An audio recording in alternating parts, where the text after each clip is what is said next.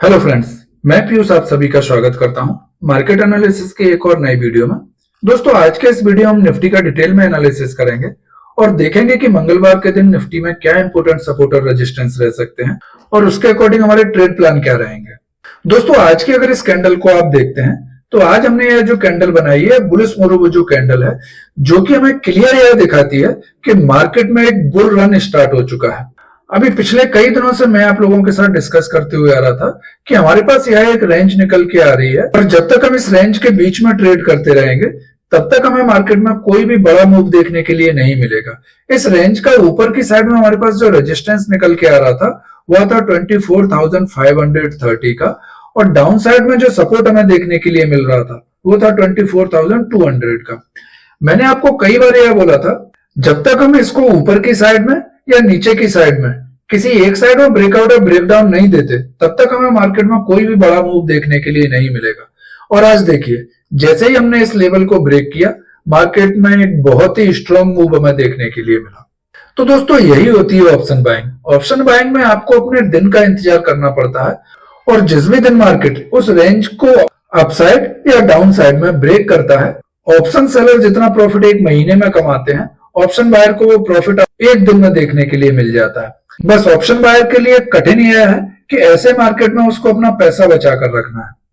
आप यहाँ पर देखें, पिछले 1 वीक से हमने एक रेंज बना दी थी और उसी रेंज में हम ट्रेड कर रहे थे और हार्डली यहाँ किसी ऑप्शन बायर को कोई बड़ा प्रॉफिट या अच्छा प्रॉफिट देखने के लिए मिला हो। नहीं तो इस पूरी रेंज में स्कैल्पिंग जैसे ही ट्रेड हमें देखने के लिए मिले। लेकिन आज के दिन जैसे ही मार्केट ने इसको ब्रेकआउट दिया, पिछले 7-8 डेज का जो भी हमारा इंतजार था वो सारा प्रॉफिट निफ्टी ने एक ही दिन में पूरा कर दिया। जो हमारे 6 से 7 दिन का कोटा था वो एक ही दिन में निफ्टी ने पूरा फिल कर दिया।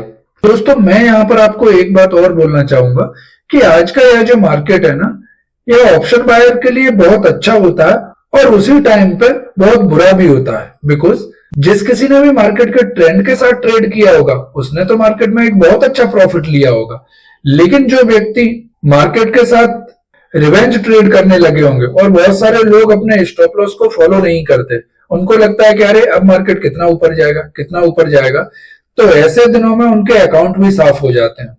तो आपको बस यह ध्यान रखना है कि मार्केट जिस साइड चल रहा है हमें उस साइड ट्रेड लेना है। अगर मार्केट अपसाइड जा रहा है तो हमें ब्रेकआउट पर अपसाइड ट्रेड लेना है और मार्केट अगर डाउन साइड में जा रहा है तो हर बार जब भी मार्केट लो ब्रेक करता है तो एक डाउन साइड का ट्रेड हम बना सकते हैं।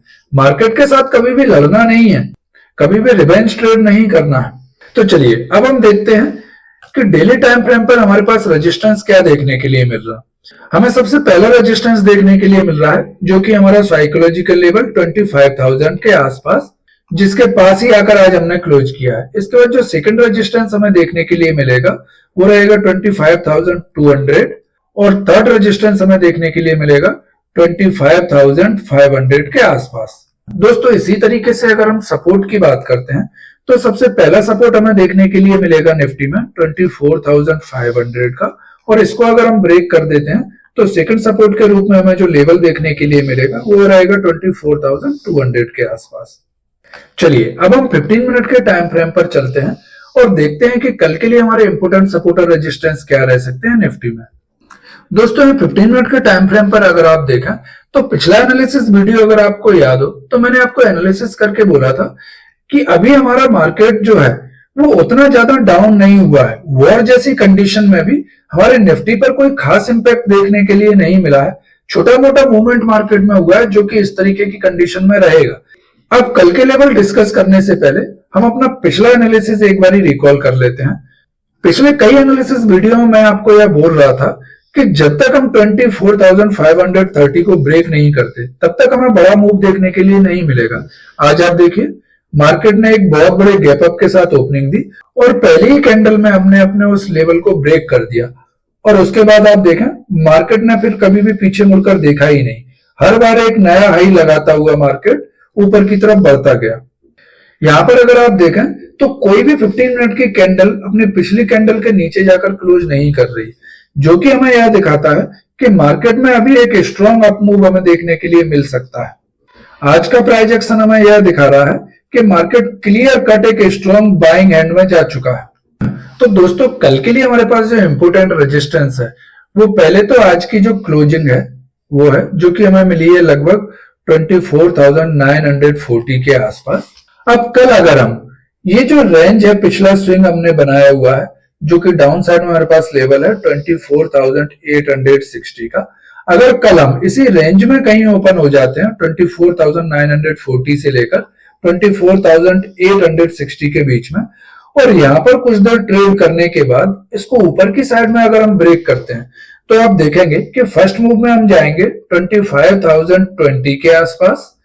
सेकंड मूव में हमें जो टारगेट देखने के लिए मिल सकता है वो रहेगा 25,090 के आसपास, और थर्ड मूव हमें लेकर जा सकता है 25,160 के आसपास। दोस्तों कल यह 3 पॉसिबल मूव हमें निफ्टी में देखने के लिए मिल सकते हैं। दोस्तों इसी तरह अगर हम कल फ्लैट या थोड़ा सा गैप डाउन ओपन हो जाते हैं और ओपन होते हैं सीधा 24,860 के आसपास, और यहां पर कुछ देर ट्रेड करने के बाद इस रेंज को अगर हम डाउन साइड में ब्रेक करते हैं, वो पहला टारगेट रहेगा हमारा 24,800 के आसपास।